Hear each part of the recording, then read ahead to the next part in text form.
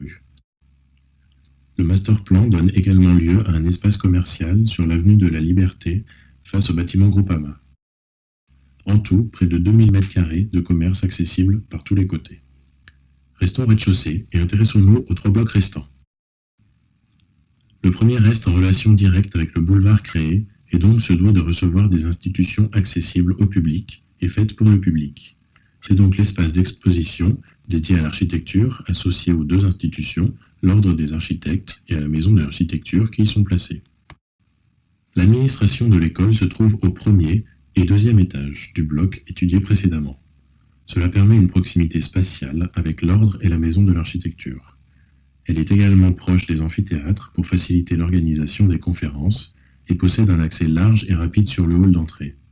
Le bloc central est celui qui accueille le moins de fonctions au mètre carré, mais qui est pourtant le plus important puisqu'il contient le noyau du projet, les circulations verticales. C'est par l'intermédiaire de l'immense hall d'entrée que l'on accède à toutes les parties du projet. Il m'a semblé important de créer une bibliothèque accessible à la fois au public et aux étudiants de l'école. Une bibliothèque basée sur l'architecture contenant une matériothèque, des ateliers de groupe, des archives et une salle de projection. La bibliothèque fait environ 1500 m². L'atelier permanent est basé sur le concept de petit volume dans un grand volume. Il se trouve au-dessus des commerces, possède une entrée indépendante de tout le reste, pour permettre un accès aux étudiants la nuit, mais également un accès direct à l'école et à la bibliothèque. Il est important de donner le choix à l'étudiant entre différentes ambiances de travail, de la plus bruyante, dans une salle regroupant de nombreuses personnes, à la plus calme, dans des endroits plus confinés. Parce que chacun travaille à sa manière et chacun dans des conditions différentes, l'atelier permanent de mon école offre des possibilités infinies. C'est par un système de mezzanine et de double hauteur que le grand volume initial se divise en plan comme en hauteur. Un total de 5 boîtes compose l'espace grâce à des murs porteurs latéraux. Chaque boîte est ouverte dans sa partie inférieure et fermée dans sa partie supérieure. L'espace donne également un choix de luminosité entre une façade entièrement vitrée qui donne une impression de dehors, renforcée par la verrière tout le long de l'atelier. En ce qui concerne les espaces d'enseignement, l'idée n'est pas de faire un nombre précis d'ateliers attribués à chaque studio. Le but est de laisser des grands plateaux libres avec des systèmes de cloisons mobiles permettant une utilisation propre de chaque espace. Tous les ans, chaque professeur, en fonction de son enseignement propre, pourrait exiger un certain nombre de mètres carrés qui lui seraient attribués. À partir de cette demande, les ateliers seraient confectionnés pour des besoins spécifiques avec des cloisons mobiles. L'ensemble du bâtiment repose sur un niveau enterré permettant à l'école d'architecture de disposer d'un parking accessible aux étudiants et aux enseignants.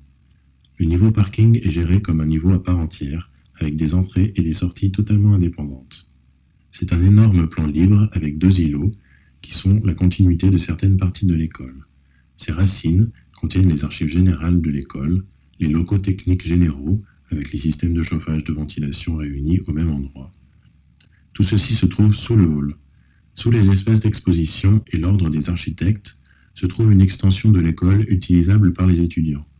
Elle dispose d'ateliers d'art plastique, de laboratoires de recherche et d'ateliers plus spécifiques comme l'atelier béton. La luminosité y est apportée grâce à des patios vitrés donnant sur la cour intérieure du bâtiment.